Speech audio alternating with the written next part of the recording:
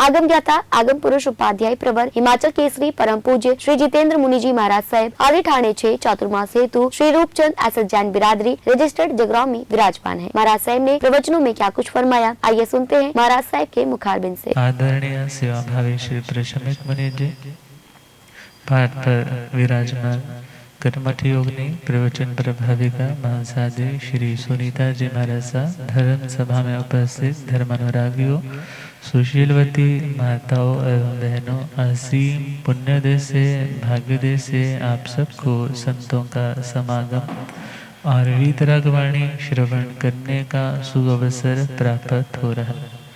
श्रीमद् उत्तराध्ययन सूत्र 29वां अध्याय सम्यक्त पराक्रम सुनाना प्रारंभ किया है और उसमें धर्म के 4 दरवाजे खंती, मुद्दी, अंजवे और मध्यवे।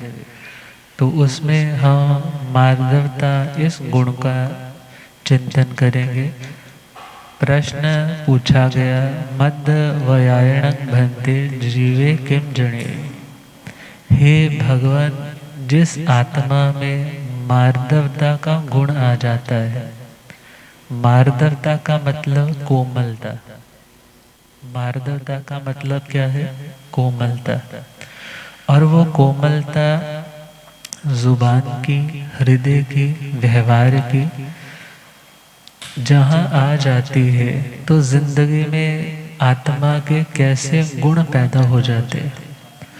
तो भगवान फरमाते हैं मद वयायणं अणोसीयत्तं जणेरि। जो आत्मा मृदु गुण से युक्त है। 2 शब्द है, मृदु और मार्दवता। मृदु गुण का अर्थ है जो हमारे शारीरिक दृष्टि से हम थोड़ा मोल्ड होकर, फ्लेक्सिबल होकर, झुक करके किसी को नमन करते हैं, वो गुण मृदु गुण है।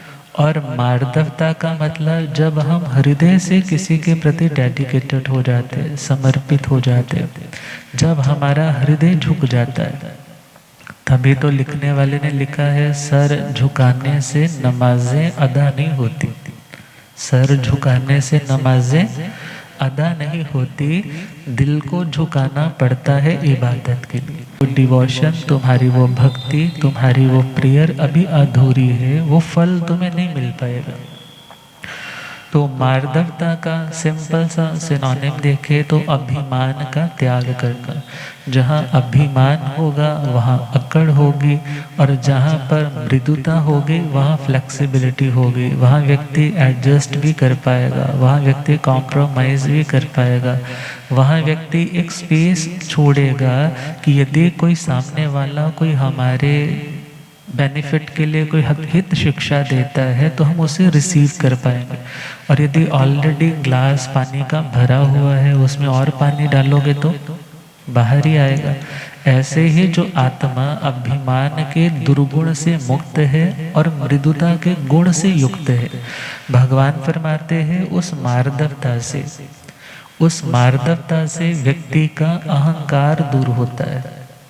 जो व्यक्ति जितने विनम्रता से, प्रेम से बातचीत करता है, हृदय से किसी के प्रति झुक करके उसे वंदन अभिनंदन करता है, इससे जीवन में रही हुई कठोरता, भाषा में रही हुई कठोरता वो कम होने लग जाती है। और विचार करना है, आत्मा का भले यह सहज परिणाम है, आत्मा का मृदुता सहज परिणाम है, उसका अपना स्वभाव है, अपना स्वभाव है। तभी तो संगम ने प्रभु महावीर स्वामी के साधना काल में उन्हें कितनी देर उपसर्ग दिए? 6 महीने तक। 1-2 दिन नहीं, 6 महीने तक उनको अलग अलग तरीके से विकुर्वणा करके वक्रीय शक्तियों के माध्यम से उन्हें पीड़ा पहुंचाता रहा। मगर जब अंतिम दिन आया, वो जाने लगा है कि मैं तो भाई हार गया, मैंने तो इनको बहुत तकलीफ पहुंचाई। मगर प्रभु तो जानते थे कि इन्होंने सोचा था कि मैं टूट कर बिखर जाऊंगा, मगर ये क्या, जाने में और भी निखर जाऊंगा। इन्होंने मुझे प्रॉब्लम्स दी, इन्होंने मुझे बहुत तंग किया, मगर क्यों किया? मेरा ही कर्म था, मेरा ही उपादान आज तैयार था, ये निमित्त बन करके आया। मुझे इसके प्रति कोई द्वेष का भाव नहीं रखना। वो जाने लगा है तो प्रभु की आंखों से, कहानीकार, कथाकार, स्टोरीज में कहा जाता है कि प्रभु की आंखों से आंसू आ गए। जब आंसू आए हैं तो बड़ा अचंभित, बहुत उसने बड़ा स्ट्रेन सा फील किया, ये क्या हो रहा है?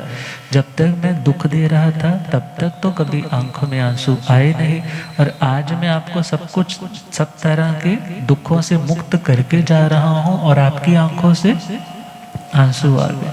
तो प्रभु ने क्या कहा कि मैं तो यह सोच करके करुणा से द्रवित हो रहा हूँ कि जो तुमने मुझे कष्ट दिए, दुख पहुंचाए, वो मेरे कर्म का फल था, मगर तुमने उस परिणति में खुद को ढाल लिया। मेरा कर्म उदय था, तुम उसमें निमित्त बन करके तुम वैसे वैसे मुझे कष्ट देने के लिए तैयार हो गए, मगर तुमने साधना के मार्ग पर बढ़ने वाली आत्माओं को इतने कष्ट दिए। मैं तो तुम्हारे अंधकारमय भविष्य को देख करके चिंतित हो रहा हूँ कि तूने कष्ट दिए, मेरे तो कर्म कट गए, मेरा तो कर्जा उतर गया, मगर तुमने कितना कर्जा उठा लिया। जब ये कर्म भोगने का वक्त आएगा तो तुम्हें कैसे कैसे ये दुख भोगने पड़ेंगे। बस तुम्हारी उस कारुणिक स्थिति को ही मैनिफेस्ट करके, उसको विजुअलाइज करके, उसको थोड़ा ध्यान में रख करके मेरी आंखों से क्या आ रहे हैं? आंसू। तभी तो रामचरितमानस में गोस्वामी तुलसीदास जी ने क्या कहा?